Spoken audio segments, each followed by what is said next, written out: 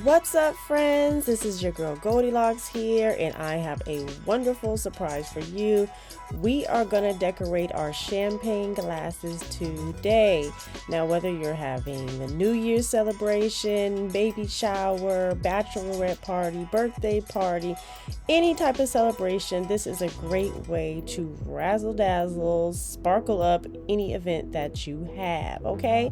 So we're going to get started. Of course, we're using our champagne glasses here. These are lovely pink plastic champagne glasses. Got them from Walmart.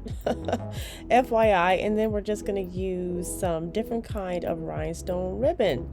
So we're going with the first look here, and we're going to use like a dangly chandelier type ribbon to help decorate this glass. So if you're interested in the details of how I do these different styles, please check the description box. There's going to be 2 detailed videos, and also if you're interested in the lovely packages we have in the background, we have a video on that too.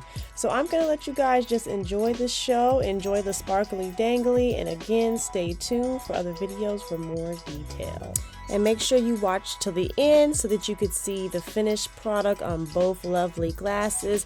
And tell me which one you guys prefer in the description box. I'll see you soon.